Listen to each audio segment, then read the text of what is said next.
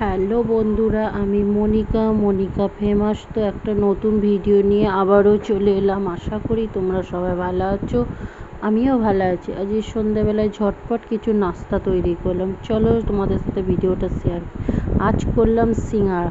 প্রথম আমি ময়দাটা মেখে নিয়েছিলাম, মেখে নিয়ে আমি আলু সেদ্ধ করে নিয়েছিলাম। আলু সেদ্ধ করে নেওয়ার পর আমি ছোলাটা ভেজে নিয়েছি। ভেজে নিয়ে আমি একটা শুকনো কড়ায় 5 ফোড়ন, একটা শুকনো লঙ্কা ভেজে নিয়ে ওটা আমি গুঁড়িয়ে নিয়েছিলাম।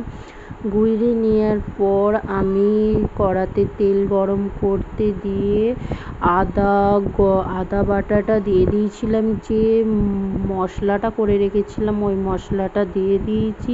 নিয়ে একটু হলুদ, একটু জিরে গুঁড়ো দিয়ে আমি মশলাটা কষিয়ে নিয়েছি। ওদিকে যে আমি আলুটা সেদ্ধ করেছিলাম মাখাটা আমি মশলাটার মধ্যে দিয়ে দিয়েছি। ছোলাটাও আমি দিয়ে দিয়েছি। নিয়ে আলুর পুরটা আমার রেডি হয়ে গেছে।